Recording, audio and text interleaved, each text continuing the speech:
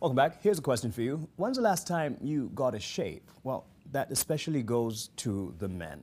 For me, it was Friday, and I get a shave twice a week. Yes, it takes a lot to keep this head smooth and shiny. As it turns out, I may need to visit a popular barber, Joseph Joanna, who at 82 still carves out a clean cut for many in Nairobi's Dagoretti corner.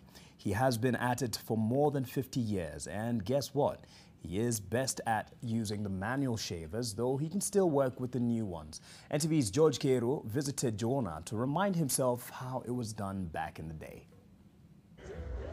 All eyes on the checkerboard and moves that ideally embody strategy. For these men along Nairobi's Naivasha Road, it's a favorite pastime.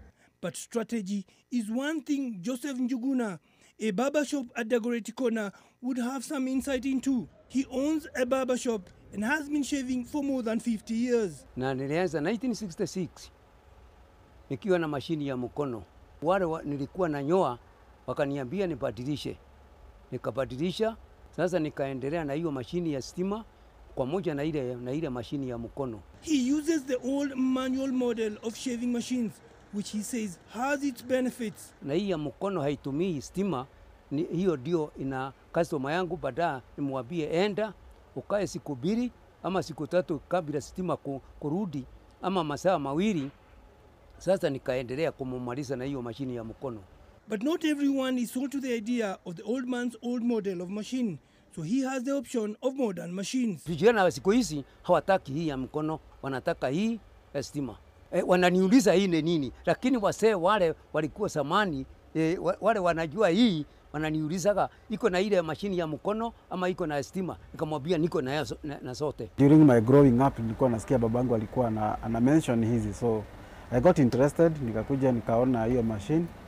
Akaninyoa na nikaona ni interesting. Owing to his passion and attachment to his job and machines, the octogenarian says he services his tools of trade himself. Niliona mzee mwingine mwenyewe akitengeneza hii mashini. Akanionyesha bila hii mashini inatengenezwa kama inakataa kunyoa. Sasa nikaanza kujitengenezea. Kutoka wakati huo mpaka wa leo mimi ndio najitengenezea. The drawings take you back in time, and his pricing is not as high as one would get at other places, especially the high-end barbershops. Kishwa ni 50, ndevu ni shilingi 20. Yote kwa moja na kishwa na nyoaga na 70. Having been in this business for decades, Njuguna says various celebrated people have gone under his shaver. Nilikuwa nanyoa kina Kahara Mea, nimekwisha nyoa askari wote wa City Council, nimenyoa mkubwa wa polisi ule alikuwa anaitwa Munyau. The COVID-19 pandemic hit many businesses. Those in the grooming space felt the heat, and Mzee Njuguna says he can attest to that. Biashara siku hizi imekwisha haribika. Shauri ya hii ugonjwa. Sasa leo watu wengi bila walikuwa nakuja zamani, siku hizi hakuji. 1980 was a bad year for Njuguna after a hit and run accident that left him maimed for life. Ilikata masikio na ikaharibu hii musiba wa singo. In a day and age when various people will stay in a job for a few years, then move, hearing of a man doing the same job for more than half a decade can be quite foreign. But he says the principles stand. Siri ya kukaa kwa biashara ni kuvumilia. Ni kuvumilia na ukose tamaa ya biashara.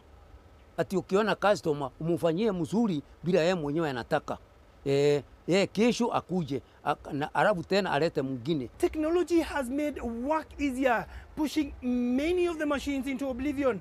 But Mzee Njuguna combines old with new to cater for all generations. And here, for a good hairstyle, all you need to do is select from an old school display board. George Kero, NTV.